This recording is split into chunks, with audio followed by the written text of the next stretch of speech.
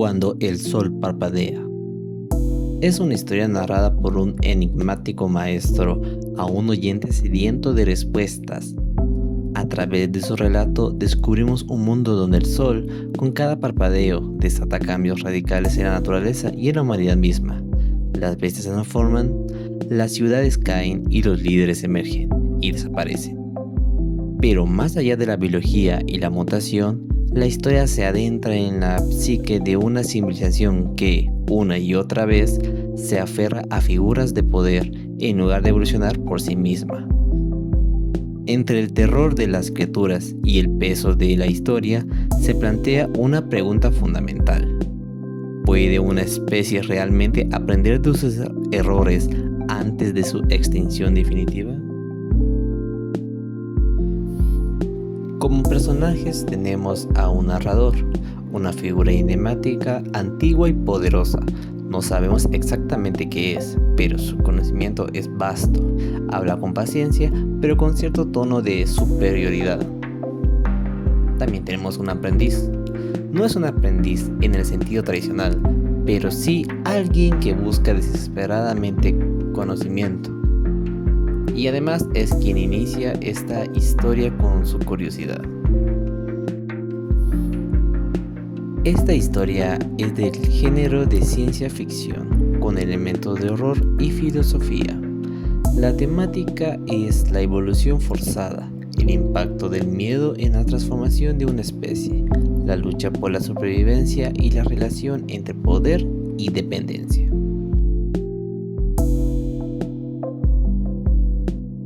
Has insistido demasiado en escuchar esta historia.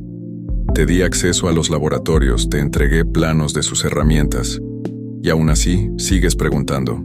¿Por qué te interesa tanto cómo los parpadeos afectaron a esta especie?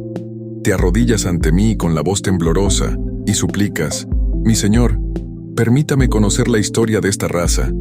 Sé lo que causó los parpadeos, entiendo sus efectos, pero aún no comprendo cómo fueron capaces de tanto. Pero no conoces ni siquiera los misterios más simples de tu propia sociedad. No estás preparado para comprenderlos. Incluso el más simple de los tuyos representa un desafío de entendimiento. Te aconsejé que enfocaras tu mente en descifrar a quienes te rodean, pero me contradices con argumentos sobre el tiempo. Dices que a tu especie le tomó 38 generaciones apenas empezar a comprender la energía. Yo creo que deberían sentirse afortunados por haberlo logrado. Hay tantas especies que se extinguen sin siquiera llegar a conocer su existencia. Pero entiendo tu necedad. Mucho antes de que tu raza siquiera emergiera del agua, hubo quienes ya comprendieron y dominaron estos secretos. Sé que no cesarás en tu insistencia hasta que te lo cuente, porque tu sed de conocimiento es mayor que tu miedo a lo que soy capaz de hacerte si me fastidias. Está bien, muchacho. Siéntate aquí a mi lado. Te contaré una historia de un mundo que ya nadie recuerda, pues veo en tus ojos el ansia de conocimiento, el hambre de comprender civilizaciones extintas y tiempos olvidados. Pero escucha bien, porque es fácil perderse en detalles sin importancia. No te preocupes por los nombres de imperios caídos, ni por los títulos de sus gobernantes, ni siquiera por su idioma, pues al final, todo eso es arena arrastrada por el viento del tiempo. Hablaré en palabras que puedas entender, usando los términos de tu gente. A su estrella la llamaré Sol, pues sé que aún te cuesta relacionar su luz con la que titila en la noche. A su pueblo lo llamaré Humanidad, aunque a lo largo de esta historia escucharás otros nombres para diferenciarlos entre sí. En cuanto a los animales, muchacho, no malgastaré el aliento en describir cada bestia que una vez pobló aquella tierra, porque sé que en tu mundo actual existen criaturas aún más peligrosas. Pero, aunque las condiciones hayan cambiado, jamás han sido como las que esta joven raza enfrentó. Así que presta atención y escucha, con el respeto que se debe a la memoria de los muertos, porque lo que voy a contarte no es solo un relato, es la sombra de un pasado que solo yo puedo traer de vuelta. La población de este mundo vivía en llanuras y cerca de bosques. Antiguamente se podían ver casas en montañas y costas, pero debido a terremotos era demasiado peligroso por un deslave de tierra y tsunamis. Era un día como cualquier otro, un día tranquilo en aquel mundo olvidado. La gente se levantaba antes de que el sol siquiera asomara en el horizonte, pues el deber nunca duerme. Los aprendices seguían a sus maestros con ojos atentos, ansiosos por aprender los secretos de su oficio. Las bestias nocturnas se retiraban a sus escondrijos, mientras que las diurnas despertaban para reclamar su lugar en la danza de la vida. Todo ocurría como debía ser, hasta que no fue así. Algo sucedió, algo que llenó de terror sus corazones. La gran estrella que los iluminaba, la que marcaba el ritmo de sus días y les daba calor, titubeó en su fulgor. El sol parpadeó. Hoy, con el conocimiento de los siglos, sabemos que no fue más que un eclipse, un simple juego de sombras en el vasto escenario del cosmos. Su luna, en su eterno viaje, se interpuso entre el planeta y su estrella, robándole momentáneamente su luz. Pero ellos no lo sabían, y el desconocimiento es un caldo en el que el miedo hierve con rapidez. El pánico se desató. Creyeron que el sol había muerto, que su fin había llegado. ¿Cómo podrían sembrar sin su luz? ¿Cómo podrían vivir si el día se había rendido ante la noche? La desesperación se adueñó de sus almas. Pero como todo en este universo, la oscuridad fue pasajera. Horas después la luz regresó intacta, como si nada hubiese ocurrido. Algunos aseguraron que el sol había despertado de un letargo, que quizás su fe lo había traído de vuelta. Hubo celebraciones, alivio, lágrimas de júbilo. Sin embargo, el miedo... muchacho, el miedo nunca se va del todo. Desde aquel día, ya no confiaron ciegamente en la luz del sol. Construyeron faroles, antorchas y lámparas que nunca debían apagarse, símbolos de una promesa. Jamás volverían a quedar a merced de la oscuridad. Y así la vida continuó. Los campos fueron sembrados, los niños jugaron, los mercaderes ofrecieron sus bienes. Todo parecía igual, pero aquellos que miraban con ojos más sabios sabían la verdad. Cuando la duda se siembra en el corazón de un pueblo, su mundo nunca vuelve a ser el mismo. El nacimiento de los monstruos, los meses pasaron, pero la paz nunca volvió del todo. El miedo, muchacho, es como una semilla que una vez plantada echa raíces profundas en el alma de los hombres. Y cuando la luz titubeó aquel día, algo más que la oscuridad se filtró en su mundo.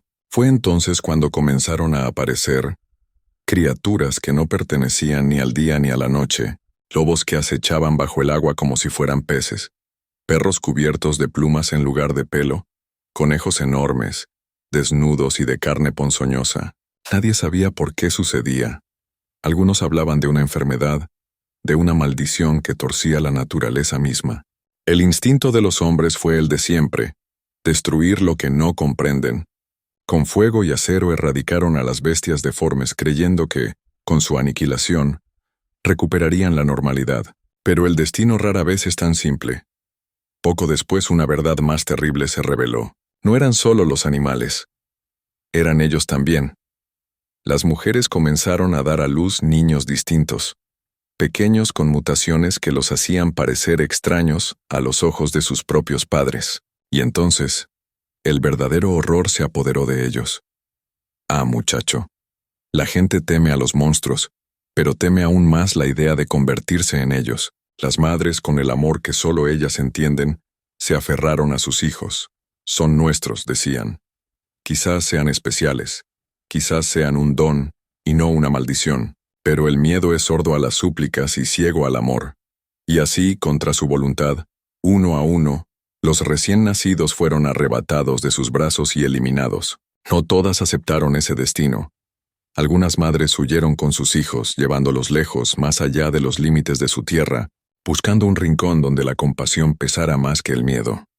No se supo más de ellas, solo quedaron rumores, susurros de exiliadas que vagaban por tierras desconocidas, cargando en sus brazos a los hijos de una nueva era. Capítulo 2. Raza marginada, un refugio. Las familias que decidieron sacrificarlo todo por su descendencia, cazaban, pero sus ancestros nunca tuvieron que pelear con animales que solamente con sus presencias agitaban la subconsciente. Se podía sentir en el aire como la fauna los acechaba, siendo presas de entes que no tenían razón de ser. Solo el amor de una familia se enfrentaría a tales adversidades por los suyos. Los hijos de los exiliados crecieron lejos de la mirada de quienes los temían, Se metieron en las profundidades de los espesos bosques, donde lo que eran simples observatorios de vida animal, fueron modificados para vivir en ellos, pues los terremotos evitaban sentar bases en costas y montañas. Algunos lo intentaron y fueron ahogados bajo grandes olas de agua o barro. Si te preguntas por los que vivían antes en estas casas, algunos fueron devorados por la nueva fauna, y otros se fueron a lugares más abiertos, donde una emboscada sería más difícil. Nadie quería vivir en estos lugares, pero tampoco querían a los mutantes en sus casas. La nueva raza. Ya en la etapa adulta, esta estirpe presentó capas acorazadas en sus abdómenes, como caparazones de cangrejos. Tenían extremidades que se extendían más allá de lo común, como sus cuellos y manos que se miraban más largos. Protuberancias parecidas a ojos aparecieron en sus rostros. Aunque en los refugios se miraban como pequeñas cicatrices, estas se abrían una a una dependiendo si otro animal los acechaba. Su pelaje presentó tonos azules y verdosos, y algunos desarrollaron antenas que vibraban con la energía del mundo. No tenían poderes sobrenaturales, pero sí sentían cuando otro ente producto del parpadeo los observaba, y tenían la teoría que todos los animales nacidos bajo los efectos del parpadeo podían sentirse entre sí. En esta época no se tenía un nombre claro para referirse a ellos. Sus padres y hermanos solo los llamaban por sus nombres, y en su antiguo hogar les decían aberraciones o hombres caimanes por sus tonalidades, pero no les gustaba que los comparasen con esos animales. Más adelante se los conoció como segunda raza, pero falta mucho camino para ello. Mientras ellos crecían en aislamiento, el resto de los humanos no hallaba paz. Las plagas que una vez fueron controladas comenzaron a mutar, volviéndose más resistentes, más voraces. Las bestias se tornaron agresivas, como si una fuerza oculta las empujara al caos, y así, la lucha por la supervivencia se hizo aún más feroz. Durante años, con sangre y esfuerzo, la humanidad logró contener la locura. Se adaptaron, estudiaron las nuevas criaturas y descubrieron que podían aprovechar sus cuerpos para fabricar armas, armaduras, herramientas. Lo que un día temieron, ahora lo convertían en su fortaleza. Mientras que la raza origen sustituye la tecnología anterior al parpadeo, por nuevas invenciones promovidas por las recientes necesidades, los marginados crecieron en técnicas de caza. Los de la segunda raza tenían cierto nivel de afinidad con las bestias. Estas no los miraban como presas, sino como rivales. Los antiguos zorros, conocidos por su astucia, la cual usaban para infiltrarse y cazar gallinas y conejos de las granjas, ahora sus descendientes realizaban emboscadas por debajo de la tierra, algunas veces emergiendo cuando los humanos finalizaban una cacería y las tropas estaban cansadas de la contienda. La raza origen lo ignoraba, pero todo apuntaba que todos los seres animales obtuvieron un mayor nivel de inteligencia. Adaptación. En ese momento ambas fracciones pensaron lo mismo. Pensaron en que estaban superando a los otros, mientras unos confiaban en sus números para enfrentarse al mundo, los otros en su fuerza y conocimiento del terreno. Los de la raza origen comenzaron nuevamente a tener animales de granja. Si bien todos los animales presentaron mutaciones, después de un tiempo se fijaron que ya no estaban pariendo mutantes. Después de unos 2 meses, si un animal se apareaba con otro de su especie que no presentase mutaciones, esta cría nacía común y corriente. Por parte de los marginados, estos se percataron que los animales originales no eran tomados en cuenta cada que los nuevos salían a cazar. Un grupo de jóvenes visitó un río, la zona más peligrosa por la vida que se esconde bajo el agua, y lograron ver cómo las razas originales se quedaban cerca de sus casas. De hecho, se notaba que no los dejaban salir. Estos animales de aspecto temible parecían quererse sin importar la apariencia. Los jóvenes que tomaron nota del hecho tenían la idea que los estaban protegiendo. La nueva generación estaba cuidado de la anterior como lo hicieron sus madres cuando se internaron del bosque. Este dato inspiró a los marginados a seguir adelante. Todo parecía ir a mejor, pero entonces, segundo parpadeo. Para este punto ya se había creado una rutina. Las tasas de muerte habían bajado drásticamente. Pareciera que los humanos se adaptaron a sus circunstancias, diferencia de algunos tipos de animales que se extinguieron, porque sus presas evolucionaron más que ellos. El segundo parpadeo presentó una epidemia de miedo. Esta vez, La locura se apoderó del mundo. Se cuenta como algunos sobrevivientes de una aldea que sufrió un ataque de bestias, al ver el sol apagarse de nuevo, decidió acabar con su vida antes que enfrentarse a algo peor. Se buscaron respuestas. Profetas, eruditos, ancianos, todos intentaron hallar sentido para aquel fenómeno. Fue entonces cuando un hombre se alzó con una teoría. Su voz era fuerte, su convicción inquebrantable. El culto al sol. Este hombre se paró en medio de la plaza y con el más firme tono afirmó: «El sol nos observa. Debemos asegurarnos de que nunca desvíe la mirada». Dijo más cosas, pero solo quedó para el recuerdo estas palabras, pues esa fue la frase que un líder proclamó. Y como suele pasar en tiempos de incertidumbre, la desesperación transformó sus palabras en doctrina. Todas las naciones consideradas puras, conformadas únicamente por la raza origen, dejaron atrás sus diferencias. El temor compartido les unió, y así nació un nuevo imperio. ¿Por qué solo las naciones que no tenían mutantes? Bueno, durante una expedición se vio como una manada de lobos era masacrada por lobos nacidos del parpadeo. Bajo este horror no paraban de ver similitudes con otros animales. Incluso las hormigas mostraban este patrón de parricidio.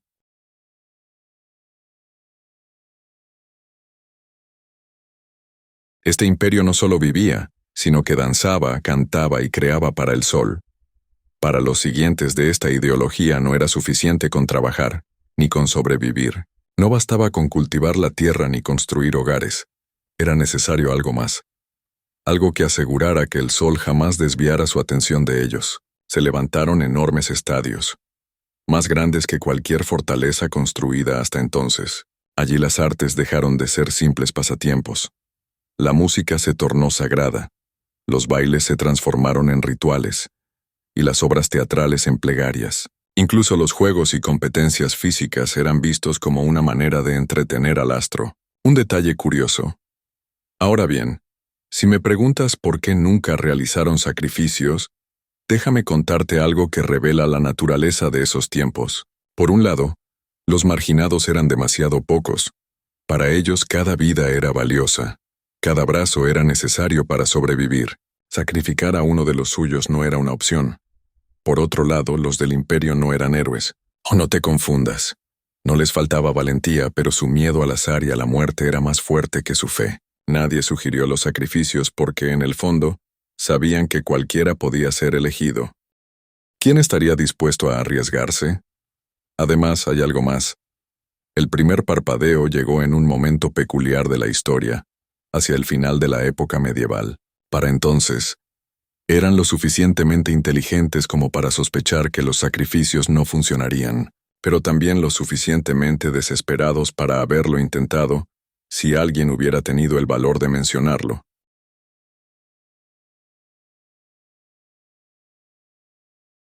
Y así, entre música, danza y teatro, y con un temor constante en sus corazones, el culto al sol mantuvo al imperio unido, no por fe pura, sino por miedo, por tradición y por una chispa de esperanza. Pero como ya sabemos, el sol ya los había tocado. Nada de eso evitó la llegada de una tercera raza. Al cabo de unos meses, las mujeres embarazadas pertenecientes a los marginados comenzaron a dar a luz a criaturas aún más extrañas, seres con cuerpos blandos y tentáculos, niños con formas marinas, criaturas que nada tenían relación a su hábitat común, el cual eran los bosques. Surgieron más teorías de por qué pasó esto, pero no había un consenso entre marginados y el imperio. Si bien los marginados estaban preocupados, iban a querer a sus hijos sin importar qué tan espantosos sean, pero para el imperio el pánico regresó, y con el pánico se crearon decretos crueles, un decreto aborrecible.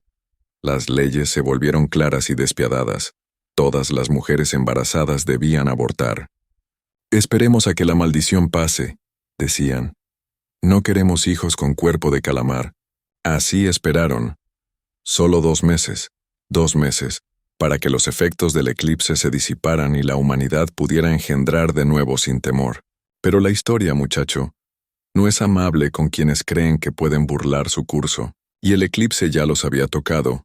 Nada de eso evitó la llegada de una tercera raza, sea por el humano o por la fauna con la que convivan.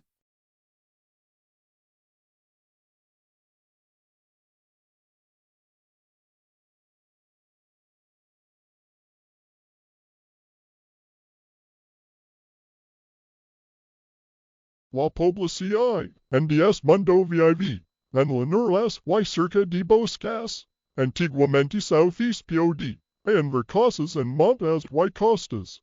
Pro debido a terremotos era demasiado peligroso por un deslave de tierra y tsunamis. La población de este mundo vivía en llanuras y cerca de bosques. Antiguamente se podían ver casas en montañas y costas, pero debido a terremotos era demasiado peligroso por un deslave de tierra y tsunamis.